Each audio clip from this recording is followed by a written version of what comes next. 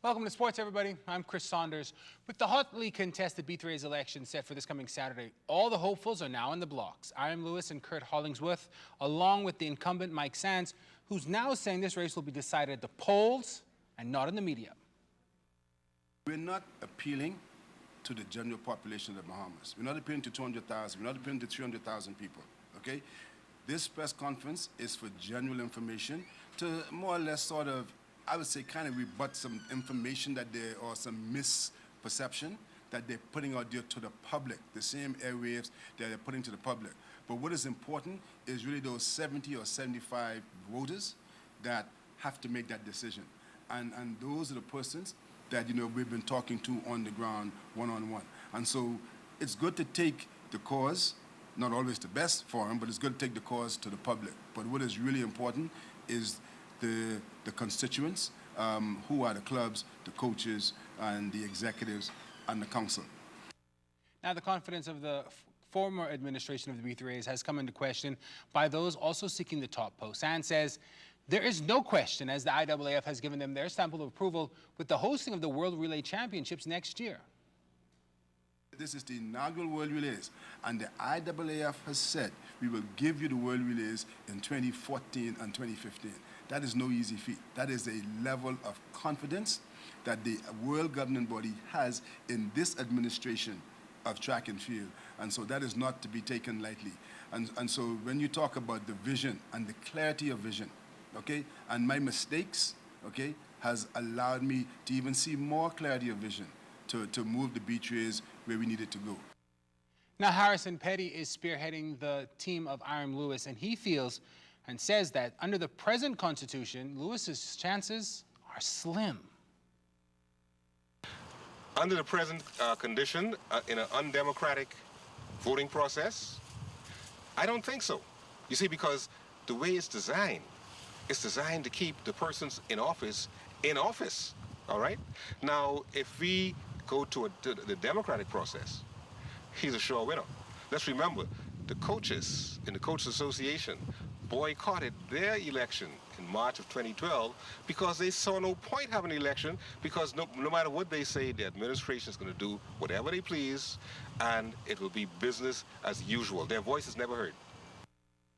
We'll hear from the third man in the race, Kurt Hollingsworth, tomorrow. Again, elections are set for Saturday. Moving on now to some sailing news. The Jubilee Independence Regatta was held this past weekend in Montague Bay. Here are your winners.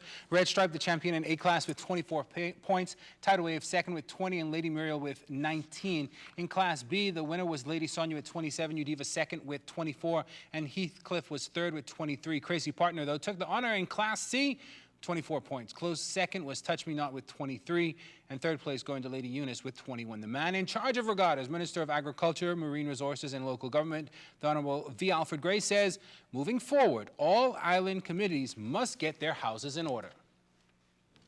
And I do not want regattas to have the spontaneity of last-minute responses. I want to have regattas planned so that every regatta is ready 2 weeks before the date. Their sponsors are in place, the boats are ready to go, and so there'll be no kind of panicking at the last minute. I'm saying this not for this regatta, but for all regattas going forward. We have to plan so that we are ready at least 2 weeks before the date for the staging of the event. The New Providence Women's Basketball Association tipped off their season Saturday with last year's runners-up, the Bomber G Operators, edging the defending champion, the career builder, Fort J Cheetahs, 74-73. Now, Coach Anthony Swaby feels with a few of the season-off pickups, they can make a run at a championship. You know, we were lucky enough to pick up a few young ball players. I think it's something that we was missing. No real name ball players. Everyone else seemed to have beat me to the deal. But, you know, I'm satisfied with what we have. You know, we have seniors back. And you know, we sat down and had a good talk after last year. And, you know, they say when the team win, and when the team lose, if the coach is fault. I guess that's why Mike Brown gets fired. But, you know, our motto this year is unfinished business. And at the end of the day, you know, Bomber operators are going to be there. Some volleyball news now. MPVA with action Sunday at the D.W. Davis Gym. The National Fence Intruders in 5 tough sets over the Caribbean Consultant Group Crime Stoppers.